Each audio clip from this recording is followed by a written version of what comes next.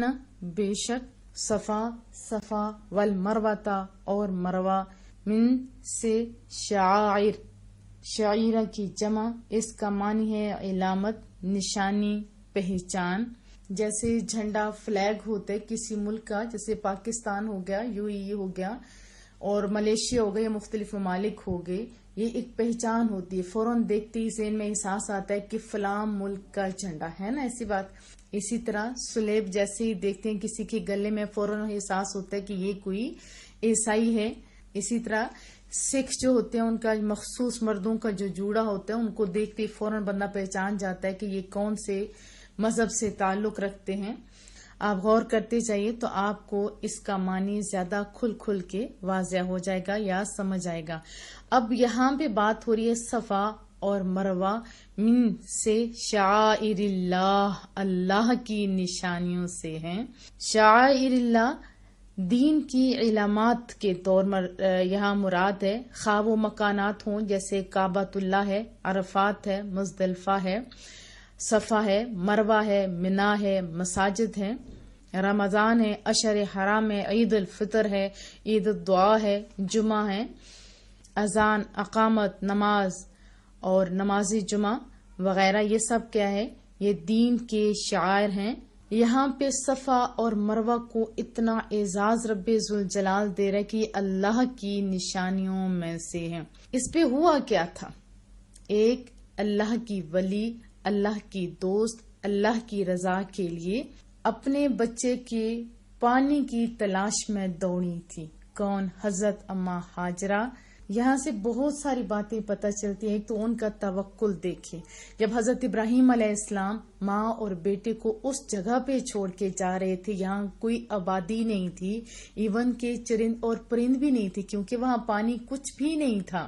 اللہ کی اذن سے، اللہ کے حکم سے جب انہیں وہاں رہنے کا کہا گیا، اس عورت کے سلام کہنے کو دل کرتا ہے، اتنے بڑے دل اور گردے والی، کہا جب اللہ کے لیے چھوڑیں تو وہی ہمارا پاسبان ہے۔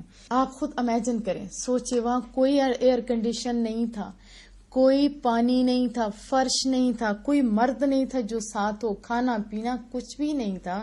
وہاں ایک چند سال کا بچہ بھی نہیں بلکہ چند ماہ کا بچہ تھا، حضرت اسماعیل علیہ السلام اور حضرت اماں ہاجرہ۔ قربان جانے کو دل کرتا ہے نا۔ جب میں صحیح کہہ رہی تھی تو اس وقت میرا سارا دھیان ادھر چلا گیا اور بے ساختہ سلام کرنے کو دل چاہا۔ حضرت اماں ہاجرہ، ابھی تو دیکھیں وہاں پہ بڑی آسانیاں، ایئر کنڈیشن ہے، جگہ جگہ پہ زمزم کا پانی ملتا ہے، نیچے پکا فرش ہے اور بہت زیادہ سہولیات ہیں، ساتھ اپنے گھر کا کوئی آدمی بھی ہوتا ہے۔ لیکن وہاں کیا تھا؟ وہاں تنے تنہا ایک عورت تھی۔ اسی وجہ سے تو اللہ نے اتنی شان، اتنی عزت بخشی کہ جہاں پہ وہ دوڑی تھی، دیکھیں صفا اور مروہ دو پہاڑیاں ہیں اور بہت بڑی بھی نہیں ہیں، اس سے بڑی بڑی پہاڑیاں موجود ہیں، K2 ہے اور بہت بڑی بڑی پہاڑیاں، یہ بہت بڑی پہاڑیاں نہیں تھیں، لیکن اللہ نے اعزاز بخشا۔ کیوں؟ ان پہاڑیوں کے اوپر قدمین لگے تھے کہ ان کے حضرت اماں ہاجرہ کے، وہ اپنے بچے کے لیے دوڑ رہی تھی، ہاں اللہ کی رضا کے لیے وہاں ٹھہری ہوئی تھی۔ تو سوچیے، جہاں قدم لگے تو اللہ اتنا اعزاز بخشے، جہاں پورا وجود ہوگا اس کا عالم کیا ہوگا۔ اور جہاں پہ حضرت ابراہیم علیہ السلام کے قدم لگے تھے، اس کو کیا کہا گیا؟ اس کو مصلی کہا گیا، مقام ابراہیمہ مصلی کہا گیا۔ اللہ تو بڑا قدردان ہے، اللہ تو بڑی محبت کرنے والا ہے۔ کوئی اس سے کر کے تو دیکھے، اس کا قانون کل بھی وہی تھا، اس کا قانون آج بھی وہی ہے، اس کا قانون رہتی دنیا تک یہی رہے گا۔ جو اس کے لیے کرے گا، اللہ اس کی شان، اللہ اس کی عزتیں اسی طرح بڑھاتا ہے۔ آپ ذرا اپنا محاسبہ کیجئے، آپ اللہ کے لیے کیا کر رہے ہیں؟ حدیث قدسی بھی آپ نے بارہا سنی۔ حدیث قدسی وہ ہوتی ہے جو مصطفیٰ کریم صلی اللہ علیہ وسلم کی زبان سے، لیکن بات کس کی ہوتی ہے؟ رب ذوالجلال کی۔ ویسے تو قرآن کریم کا قاعدہ ہے کہ محبوب بولتے ہی وہ ہیں جو وحی کیا جاتا ہے، جو اللہ کی طرف سے اذن ہوتا ہے۔ تو بہرحال بات ہو رہی ہے حدیث قدسی کی، اس کو بڑا اعزاز حاصل ہے، اور اس میں کیا فرمایا؟ یہ فرمایا گیا کہ جو بندہ فرائض پورے کر کے، خالی نوافل نہیں، نوافل خالی پڑھتے رہیں اور فرائض چھوڑ دیں تو اس کی کوئی بات نہیں ہے. فرمایا جو فرائض پورے کر دیتا ہے پھر نوافل کے ذریعے اللہ کا قرب حاصل کرتا ہے تو اللہ تعالیٰ اس کی زبان، آنکھ، کان، قدم سب کچھ ہو جاتا ہے. کتنا بڑا اعزاز ہے. آپ ذرا آگے تو پڑھیے. کیا میں توقع رکھوں؟ یقیناً انشاءاللہ تعالیٰ. پھر ایک دفعہ ترجمہ کر لیتے ہیں. بے شک صفا اور مروہ اللہ کی یہ نشانیوں سے ہیں. اس کو کیوں نشانیاں قرار دیا گیا یہ بھی ابھی میں نے بتایا کہ حضرت اماں ہاجرہ اپنے بچے کے پانی کے لیے دوڑی تھی. ادھر 7 چکر لگائے تھے. امیجن آپ کرتے رہیے. وہاں کوئی ایئر کنڈیشن نہیں تھا، کچھ بھی نہیں تھا، پکا فرش بھی نہیں تھا، کوئی سایہ دار درخت بھی نہیں تھا، کچھ بھی نہیں تھا. جب لوٹ کے آتی ہیں تو حضرت اسماعیل علیہ السلام کی ایڑیاں جہاں پہ رگڑی جاتی ہیں وہاں سے پانی نکلتا ہے جس کو زمزم کہتے ہیں. یہ بھی بہت بڑا معجزہ ہے جو ابھی تک ہے اور قیامت تک رہے گا. کتنا پانی وہاں سے پیا جاتا ہے، استعمال کیا جاتا ہے. ہر ملک کے اندر اس کے گیلن یا کچھ بھی ہوتا ہے وہ بھر بھر کے لے کے جاتے ہیں لیکن اس کے پانی میں کوئی کمی نہیں آئی. گھروں میں بھی جا کے دیکھیے آپ. اپنے گھر میں پورا سال بھی رکھیں لیکن اس کی نہ بو اس میں آئے گی اور نہ ہی اس کا رنگ بدلے گا. یہ سونا معجزہ ہے. جو رب کے لیے کچھ کرتے ہیں نا پھر اللہ اسی طرح شان بڑھاتا ہے. اس کا شانی نزول یہ ہے کہ زمانہ جاہلیت میں صفا اور مروہ اس کے اوپر 2 بت رکھے گئے تھے. صفا پر جو بت تھا اس کا نام تھا اصاف اور جو مروہ پہ تھا اس کا نام تھا نائلہ. کفار جب صفا اور مروہ کے درمیان سعی کرتے تو ان بتوں پر تعظیماً ہاتھ پھیرتے. عہد اسلام میں تو آپ کو پتہ ہے بت توڑ دیے گئے لیکن چونکہ کفار یا مشرکانہ فیل کرتے تھے اس لیے مسلمانوں کو صفا اور مروہ کے درمیان سعی کرنا گران لگا، بھرا لگا، مشکل لگا کہ کہیں کفار کے مشرکانہ فیل کے ساتھ کچھ مشابہت نہ ہو جائے. اس آیت کریمہ میں مسلمانوں کو اطمینان دلایا جا رہا ہے کہ چونکہ تمہاری نیت خاص عبادت الہی کی ہے تمہیں اندیشہ مشابہت نہیں ہونا چاہیے. جس طرح کعبہ کے اندر زمانہ جاہلیت میں کفار نے بت رکھے تھے اب عہد اسلام میں بت تو اٹھا دیے گئے اور کعبہ شریف کا طواف درست رہا اور وہ شاعر دین میں ہے. رہا اس طرح کفار کی بت پرستی سے صفا مروہ کے شاعر دین ہونے میں کچھ فرق نہیں. پس جو حج کرے. حج کے لغوی معنی ہوتا ہے ارادہ کرنا اور اصطلاحی معنی ہوتا ہے حج کرنا. پس جو حج کرے کس کا؟ بیتا اس گھر کا، کعبۃ اللہ کا، او اعتمرا یا عمرہ کرے فلا جناح تو کوئی حرج نہیں، کوئی گناہ نہیں. علیہ اس پر ان یطوف بہما کہ وہ چکر لگائے ان دونوں کے درمیان. پس جو حج کرے اس گھر کا یا عمرہ کرے تو کچھ حرج نہیں اسے کہ چکر لگائے ان دونوں کے درمیان. ومن اور جو کوئی تطوع خیرہ خوشی سے کرے نیکی اور جو کوئی خوشی سے نیکی کرے فإن اللہ تو بے شک اللہ تعالی شاکر بڑا قدردان ہے، علیم خوب جاننے والا ہے. تو جو کوئی خوشی سے نیکی کرے یعنی زیادہ کرے تو اللہ تعالی بڑا قدردان ہے، خوب جاننے والا ہے. حضرت عائشہ رضی اللہ تعالی عنہ سے حضرت عروہ نے دریافت کیا کہ اس آیت سے تو ایسا معلوم ہوتا ہے کہ طواف نہ کرنے میں بھی کوئی حرج نہیں. آپ نے فرمایا بھتیجے تم صحیح نہیں سمجھے. اگر یہ بیان مد نظر ہوتا تو یہ نہ کہا جاتا ان یطوف بہما. پھر فرمایا سنو آیت شریف کا شانی نزول یہ ہے کہ مثلث ایک جگہ کا نام ہے مثلل. تو اس جگہ کے پاس منات بت تھا تو اسلام سے پہلے انصار اس سے پوجتے تھے اور جو اس کے نام لبیک لیتا تھا یا پکار لیتا تو وہ صفا اور مروہ کے طواف کرنے میں حرج سمجھتا تھا. اب بعد از اسلام یعنی اسلام لانے کے بعد ان لوگوں نے مصطفیٰ کریم صلی اللہ علیہ وسلم سے صفا اور مروہ کے طواف کے حج کے بارے میں سوال کیا تو یہ آیت کریمہ اتری کہ اس میں کوئی حرج نہیں. لیکن اسی کے بعد مصطفیٰ کریم صلی اللہ علیہ وسلم نے صفا اور مروہ کا طواف کیا اس لیے مسنون ہو گیا اور کسی کو اس کے ترک کرنے کا جواز نہیں رہا. یہ بخاری اور مسلم شریف کی حدیث طیبہ ہے. اب جو سعی کرنے والے لوگ ہیں ان کو یہ ذہن میں رکھنا چاہیے کہ یہاں پہ حضرت اسماعیل علیہ السلام اور حضرت اماں ہاجرہ تھے جن کو حضرت ابراہیم علیہ السلام چھوڑ گئے تھے کریم رب نے ان کا غم رنج سارا کچھ تکلیف دور کر دیا. یہاں سے جو سعی کرنے والے ہیں اور حاجی ہوں یا عمرہ کرنے والے، ان کو چاہیے کہ نہایت ہی عاجزی کے ساتھ خشوع اور خضوع سے یہاں پھیرے لگائیں اور پھر اپنی فقیری حاجت اور ذلت اللہ کے سامنے پیش کریں. اور اپنی فقیری حاجت اور ذلت اللہ کے سامنے جب پیش کریں تو ان کے اندر یقین کی کیفیت بھی ہو کہ اللہ یقیناً قبول کرے گا. اپنے گناہوں کی بخشش طلب کرے اور جو نقائص عیب ہیں بندے کے اندر اس پہ شرمندگی کا اظہار کرے. نافرمانیاں جو اس نے کی ہیں اسے نفرت کا اس طرح اظہار کرے اور ثابت قدمی، نیکی، فلاح اور بہبودی کی دعائیں مانگے اور اللہ تعالیٰ سے عرض کرے مولا کریمہ تو ہمیں ہر گناہ، ہر برائی اور ہر تنگی سے ہٹا کر ہمیں نیکیوں کی توفیق بخش. جس طرح پھر حضرت حاجہ کے لیے آسانیاں پیدا ہو گئیں، ایسے ہی اللہ آپ کے لیے بھی آسانیاں پیدا کر سکتا ہے، کرے گا، یقیناً کرے گا. اور بعض علماء نے یہ بھی لکھا ہے کہ جیسے وہاں پہ 7 چکر لگائے جاتے ہیں تو بندہ ظاہر تھک جاتا ہے اتنی لمبی، جیسے ابھی بہت ہی سوسر ٹائم ہے، ہر وقت لوگ بیٹھے ہی رہتے ہیں، چلنا تو ان لوگوں کو برا ہی لگتا ہے، حالانکہ چلنا چاہیے، صحت کے لیے بہت ضروری ہوتا ہے. علماء کرام لکھتے ہیں کہ اگر 7 کے بجائے 8 بھی لگا لیے جائیں تو کوئی حرج نہیں. اسی طرح حج ایک فرض ہے، اسے زیادہ کر دیں تو تب بھی درست رہے. اسی طرح عمروں کا ہے، جتنا زیادہ آپ عمرہ کریں گے اتنا زیادہ اچھا ہے. طواف کریں تو اللہ آپ کے لیے آسانیاں کرے گا. اور ایک اور یہاں پہ قاعدہ ملا کہ ہر نیکی میں زیادتی کرے. جیسے زکوٰۃ دی جاتی ہے، ناپ تول کے دینے کی بجائے زیادہ دے جائیں تو اچھی بات ہے.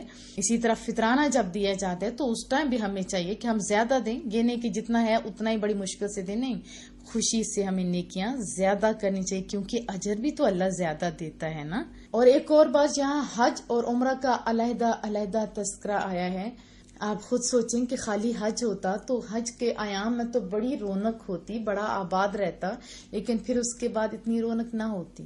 لیکن ابھی کیا ہوتا ہے، پورا سال عمرہ لوگ کرتے رہتے ہیں، سارا سال اللہ کا گھر آباد رہتا ہے، رونق والا رہتا ہے.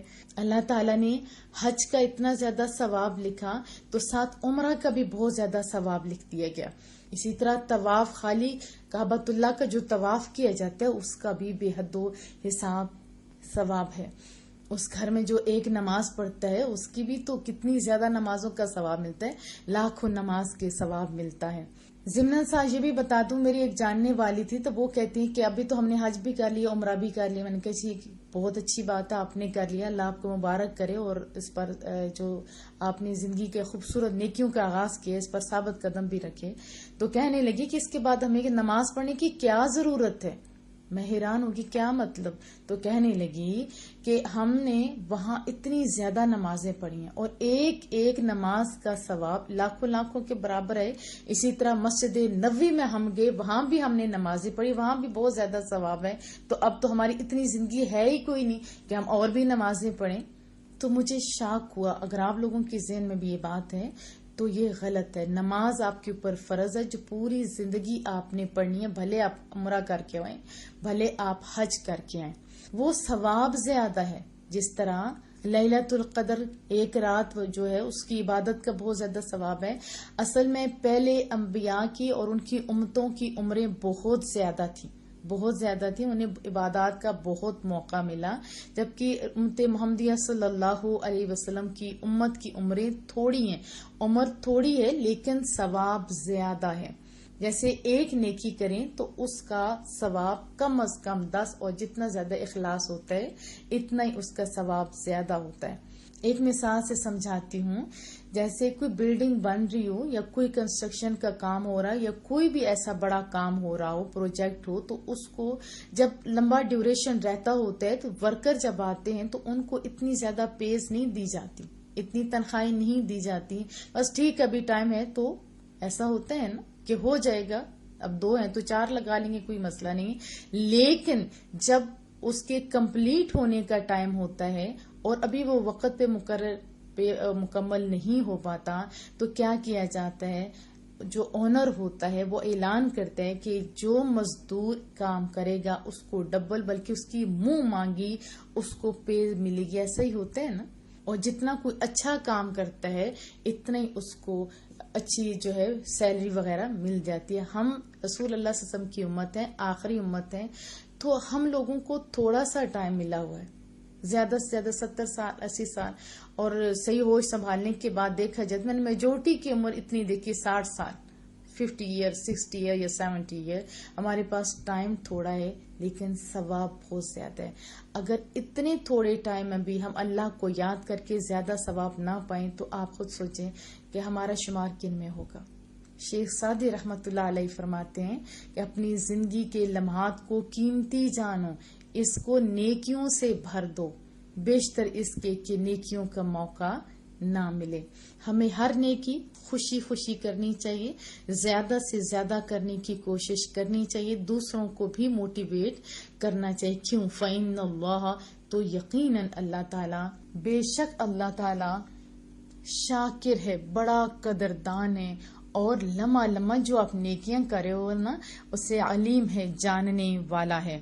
ساتھ ایک اور بات بھی بتا دوں، ہم لوگ جب دوسروں کو دیکھتے ہیں تو بڑی بڑی لمبی لمبی نمازیں پڑھتے ہیں، بڑے خشوع اور خضوع کا اظہار کرتے ہیں لوگوں کو دکھانے کے لیے، تو اس کا کوئی خاص ثواب نہیں ہوتا. ہم تو مسلمان ہیں نا، ہمارا عقیدہ کیا ہے کہ ہمارا اللہ دیکھ رہا ہے. جو اللہ کی رضا کے لیے کوئی دیکھ رہا ہو نہ دیکھ رہا ہو، بڑی خوبصورت طریقے سے، شوق سے، اچھے طریقے سے عبادت کوئی بھی کرتا ہے، کوئی بھی اچھا کام کرتا ہے، تو اللہ پاک اس کو بہترین اجر بھی عطا فرما دیتا ہے اور لوگوں پہ ظاہر بھی کر دیتا ہے. جیسے حضرت اما ہاجرہ کا یہ تذکرہ ہے، کیا اس وقت یہ ٹی وی یہ سارا کچھ تھا؟ کیا ہم لوگ دیکھ رہے تھے؟ نہیں، لیکن ابھی ہر ایک ان کو جانتا. کیوں؟ کہ انہیں معاذ اللہ کی رضا کے لیے کام کیا تھا. اللہ نے ان کی خوشبو پوری دنیا میں پھیلا دی. اللہ کا قانون شروع سے یہی ہے، اس میں کوئی تبدیلی نہیں. قرآن کریم کے یہی ورڈ ہے، کوئی تبدیلی نہیں. آپ بھی کوئی بھی اچھا کام کرو گے، بھلے کمرے کے اندر آپ کریں، کوئی نہ دیکھ رہا ہو، اللہ اس کی پوری دنیا میں خوشبو پھیلانے پہ قادر ہے. تو ہم نے کس کے لیے نیکیاں کرنی ہیں؟ کس کو راضی کرنا ہے؟ اللہ کو. کس کو؟ اللہ کو. کیا میں توقع رکھوں گن گن کے نیکیاں کرو گے یا زیادہ؟ زیادہ نا. زاہد نے یہ سوچ کے تسبیح توڑ دی، میں اس کا نام گن گن کے کیوں لوں جو بے حساب تھی.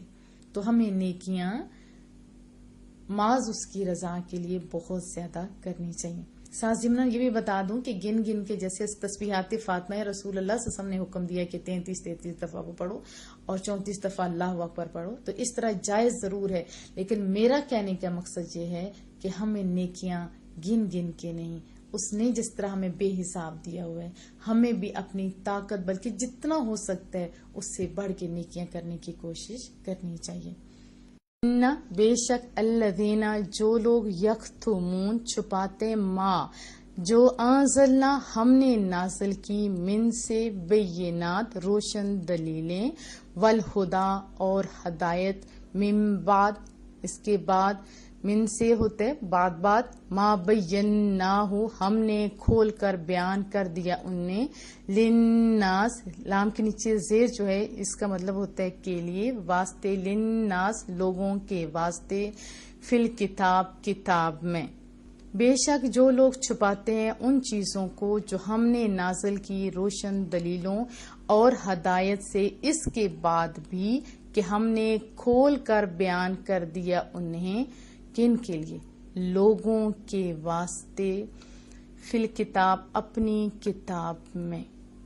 اس آیت کریمہ میں اصل میں بنی اسرائیل کی ان علماء سو کا ذکر ہے جو اپنی دنیاوی فائدے کے لیے یا حسد کی وجہ سے یا بغض کی وجہ سے مصطفیٰ کریم صلی اللہ علیہ وسلم کے کمالات کو چھپاتے اور اللہ تعالیٰ کے حکموں کو اپنی منشا اور خواہش کے مطابق توڑ موڑ دیا کرتے تھے. اب بھی اگر کوئی عالم مصطفیٰ کریم صلی اللہ علیہ وسلم کے کمالات کے اظہار میں بخل کرے اور احکام شریعت میں تعریف کرے تو اس کا بھی یہی حکم ہے. حق بات کا چھپانا جرم عظیم ہے اور اس میں اتنی زبردست دھمکی آئی. اولئک، یہی وہ حق کو چھپانے والے، ان کی بات ہو رہی، یہی وہ یلعنہم اللہ، دور کرتا ہے انہیں اللہ، اپنی رحمت سے دور کر دیتے ہیں. وَيَلْعَنُهُمُ اللَّاعِنُونَ اور لعنت کرتے ہیں لعنت کرنے والے. اس آیت کریمہ میں زبردست دھمکی ان لوگوں کو جو اللہ تعالیٰ کی باتیں یعنی شرعی مسائل چھپا لیا کرتے ہیں. اہل کتاب نے مصطفیٰ کریم صلی اللہ علیہ وسلم کے کمالات کو چھپایا تھا، جس پر ارشاد ہوتا ہے کہ حق کے چھپانے والے ملعون لوگ ہیں. اور اس کے اپوزٹ جو حق پھیلانے والے ہیں اس کے بارے میں سورہ توبہ میں آتا ہے فَلَوْلَا نَفَرَ مِن كُلِّ فِرْقَةٍ مِّنْهُمْ طَائِفَةٌ لِيَتَفَقَّهُوا فِي الدِّينِ وَلِيُنذِرُوا قَوْمَهُمْ إِذَا رَجَعُوا إِلَيْهِمْ لَعَلَّهُمْ يَحْذَرُونَ. تو کیوں نہ ہو کہ ان کے ہر گروہ میں سے ایک جماعت نکلے، کس کے لیے؟ لِيَتَفَقَّهُوا فِي الدِّينِ، تاکہ دین کی سمجھ حاصل کرے. کس لیے؟ اس لیے تاکہ وہ واپس آ کر اپنی قوم کو ڈر سنائے. لعلہم یحذرون، اس امید پر کہ وہ بچیں. مشکات شریف کی بھی حدیث طیبہ ہے. اس کے علاوہ بھی یہ آپ کو ملے گی من سلک طریقا یلتمس فیہ علما سہل اللہ لہ بہ طریقا الی الجنہ. جو بندہ ایسے راستے پہ چلے کہ جس میں علم حاصل کرنا چاہتا ہو یا علم حاصل کرنے والوں کا اعزاز دیکھے تو اللہ تعالیٰ اس کے لیے اس راستے کی وجہ سے جنت کی طرف جانے والا راستہ آسان کر دیتا ہے. آپ اپنے نصیبوں پہ ناز کریں. آپ بھی تو علم کے لیے کر رہے ہیں نا. یہاں پہ کتنا خوبصورت ہے سہل اللہ، اس کے لیے جنت کا راستہ اللہ آسان کر دیتا ہے. حضرت انس بن مالک رضی اللہ تعالی اس کو روایت کرتے ہیں. تفسیر ابن کبیر میں حضرت امام فخر الدین رازی رحمۃ اللہ علیہ نے اپنی کتاب تفسیر کبیر میں اس میں ذکر کیا. مصطفیٰ کریم صلی اللہ علیہ وسلم نے ارشاد فرمایا من احب ان ينظر الى اتقاء اللہ من النار. جس بندے کو یہ شوق ہے نا کہ وہ جہنم سے آزاد بندوں کی زیارت کرے فَلْيَنظُرْ إِلَى الْمُتَعَلِّمِينَ، تو اس کو علم دین ڈھونڈنے والوں کی زیارت کر لینی چاہیے. جو صحیح علم حاصل کریں، جو صحیح دین کے علم حاصل کریں، جو صحیح قرآن و سنت کا علم حاصل کریں، جو قرآن و سنت کا حاصل کرنے کے بعد اللہ اور اس کے رسول سے محبت ان کے من میں پیدا ہو رہی ہے. مصطفیٰ کریم نے تو قسم اٹھا کے کہا والذی نفس بیدی، مجھے اس ذات کی قسم جس کے قبضہ قدرت میں میری جان ہے، ما من متعلم یختلف الی باب عالم الا کتب اللہ لہ بکل قدم عبادت سنہ.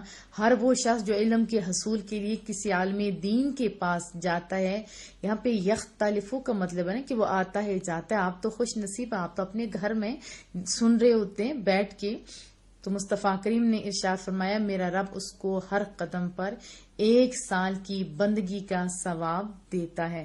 اور ایک حدیث طیبہ میں یہ بھی ملتا ہے کہ فرشتوں کو حکم ہوتا ہے کہ یہ جو اصل دین کے لیے نافع علم کے لیے قرآن و سنت کے علم حاصل کرنے کے لیے یہ شوق والا جو بنتا ہے اس کے لیے مدینہ فی الجنہ، جنت میں ان کے لیے ایک شہر آباد کرو اور ایک شہر تعمیر کرو. یمشی فی الارض تستغفر اللہ، کتنے مبارک قدم ہے. وہ بندہ چلتا کدھر ہے اور اللہ کتنی آسانیاں پیدا کرتا ہے. یہ قدم کس کی طرف پڑے؟ صرف اللہ اور اس کے رسول کا جو صحیح علم ہے وہ پانے کے لیے. ان کی شان کتنی پیاری ہے کہ ہر ایک قدم پر زمین گناہوں کی معافی مانگ رہی ہے. تو پھر بندے کے کیا گناہ باقی رہ جاتے ہیں؟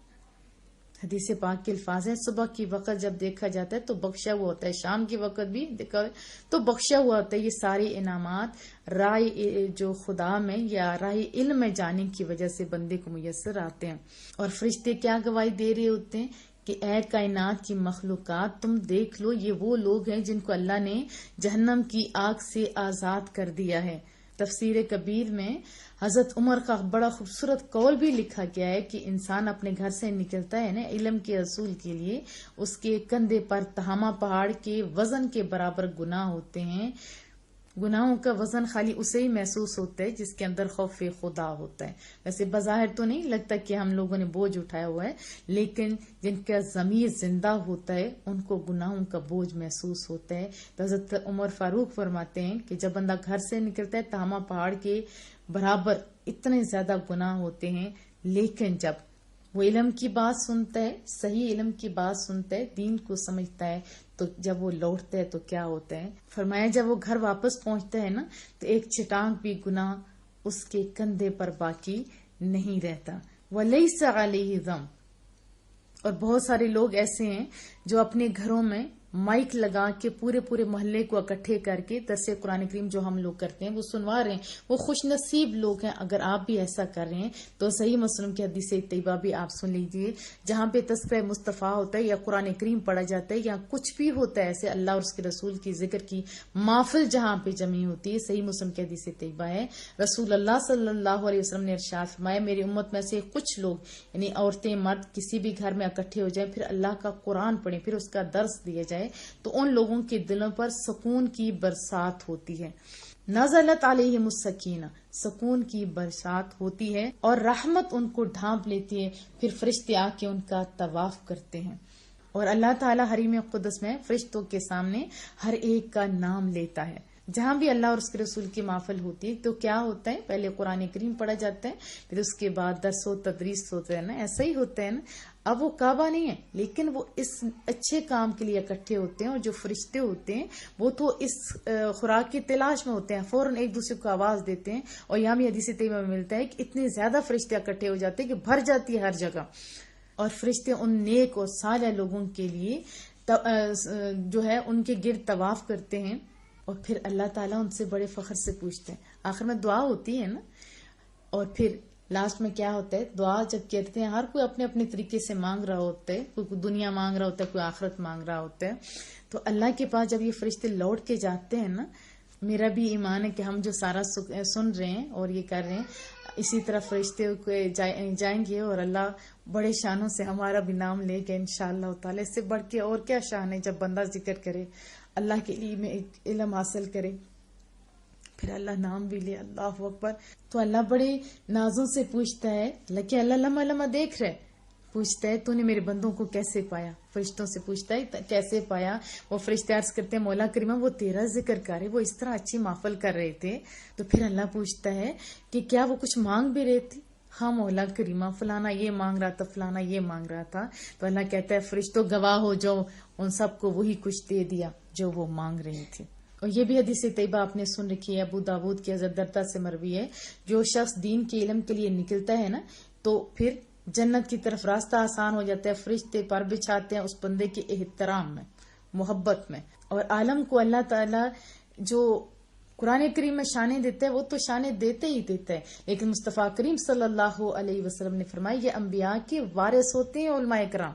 اور یہ بھی حدیث طیبہ ملتی ہے, مصطفیٰ کریم صلی اللہ علیہ وسلم نے فرمایا کہ عابد پر عالم کو اتنی فضیلت ہے جیسے تم سب پر مجھ محمد صلی اللہ علیہ وسلم کو فضیلت ہے. اب یہاں پہ یہ ہے کہ کچھ جیسے ہم درس دے رہے ہیں, اب سارے تو میری جو ایسی ایڈمنز ہیں وہ درس تو نہیں دے رہی لیکن کام تو یہ کریں, وہ بھی پھیلا رہی ہیں, ان کو بھی اتنا ہی ثواب مل رہا ہے. آپ سارے خوش نصیب ہو لوگوں, کوئی پھیلا رہا ہے, کوئی سن رہا ہے, کوئی لوگوں کو ایڈ کروا رہا ہے. اسی طرح ہمارے ادارے ہیں, اللہ آپ سب کو بہت ساری کامیابیاں عطا فرمائے. اب یہ تو ہے خوش نصیب لوگوں کی بات جو علم حاصل کرتے ہیں, جو علم کو پھیلاتے ہیں. اور یہاں پہ اپوزٹ لوگ جو علم کو چھپاتے ہیں ان کے لیے کیا ہے, لعنت, اللہ کی رحمت سے دوری. صحیح حدیث طیبہ میں ہے, مصطفیٰ کریم صلی اللہ علیہ وسلم نے فرمایا جس شخص نے کسی شرعی عمر کی نسبت سوال کیا جائے اور وہ اسے چھپا لے, اسے قیامت کے دن آگ کی لگام پہنائی جائے گی. حضرت ابو ہریرہ رضی اللہ تعالیٰ عنہ فرماتے ہیں کہ اگر یہ آیت نہ ہوتی تو میں ایک حدیث بھی بیان نہ کرتا. اب کتنی زیادہ احادیث طیبہ حضرت ابو ہریرہ سے مروی ہیں. حضرت براء بن عازب رضی اللہ تعالیٰ عنہ فرماتے ہیں کہ مصطفیٰ کریم صلی اللہ علیہ وسلم کے ساتھ ایک دن میں جنازے میں تھا. آپ نے فرمایا کہ قبر میں کافر کی پیشانی پر اس زور سے ہتھوڑا مارا جاتا ہے کہ جاندار اس کا دھماکہ سنتے ہیں سوائے جنوں انس کے. پھر وہ اس پر جو حق کو چھپاتا ہے اس پر لعنت بھیجتے ہیں. یہی معنی ہے ادھر بھی کہ ان پر اللہ کی اور تمام لعنت کرنے والوں کی لعنت ہے, یعنی تمام جانداروں کی. حضرت عطار فرماتے ہیں کہ اس سے مراد تمام جانور اور کل جنوں انس ہیں. یہ بھی روایت ملتی ہے جب خشک سالی ہوتی ہے تو چوپائے جب بارش نہیں برستی تو وہ کیا کہتے ہیں کہ یہ بنی آدم کے گناہوں کی وجہ سے یہ سب کچھ ہے. اللہ تعالیٰ بنی آدم کے گناہ گاروں پر لعنت کرے. خود سوچیں کہ جو چھپانے والے ہیں حق کو، ان کے لیے لانتے ہیں، اور جو لوگ علم دین حاصل کرتے ہیں، پھیلاتے ہیں اور چھپاتے نہیں ہیں، ان کے لیے کتنے اعزازات۔ مچھلیاں بھی دعائیں کر رہی ہوتی ہیں، ایون کی چونٹیاں اپنے بلوں میں دعائیں کر رہی ہوتی ہیں، زمین دعائیں کر رہی ہوتی ہے، ہر چیز اس کے لیے دعائیں کر رہی ہوتی ہے۔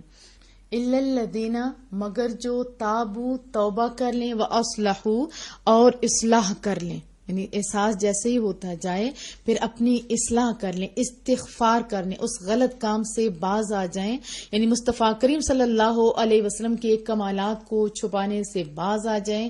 اسی طرح ان کے پاس اگر دین کا علم ہے تو وہ بھی چھپانے سے باز آ جائیں، بلکہ اس اچھے کام میں خود شریک ہو جائیں، صحیح استغفار کر لیں، اپنی اصلاح کر لیں۔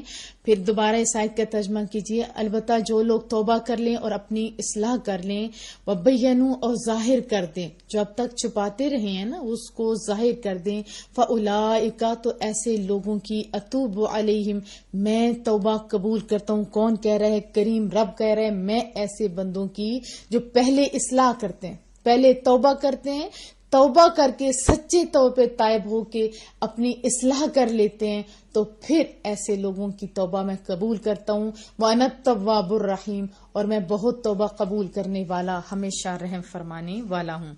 ابھی آپ اپنا محاسبہ کیجئے، آپ کے سامنے کوئی رسول اللہ صلی اللہ علیہ وسلم کی اگر تعریف کرتا ہے، دیکھیں کوئی انہیں خدا سے نہیں ملا تھا، وہ اللہ کے بندے ہیں، اس میں کسی کو کوئی شبہ نہیں کہ وہ اللہ کے بندے ہیں، لیکن عام نہیں، خاص اور افضل بندے ہیں۔ اگر ان کی تعریف آپ کے سامنے کی جائے، آپ کے دل میں گھٹن محسوس ہو، تو سمجھیں ایمان میں کمی ہے۔ اگر صحابہ کرام اجمعین کی طرح آپ کا دل مصطفیٰ کریم صلی اللہ علیہ وسلم کی بات سن کے کھل اٹھے، تو سمجھیں آپ کے اندر ایمان ہے، آپ ایمان والے ہیں، کیونکہ رسول اللہ صلی اللہ علیہ وسلم نے فرمایا کہ اس وقت تک مومن نہیں ہو سکتا جب تک میں اسے جان، مال، عزت، آبرو ہر چیز سے زیادہ پیارا نہیں ہو جاتا۔ جو پیارا ہوتا ہے اس کی تو تعریف سنتے ہوئے من کھل اٹھتا ہے نا۔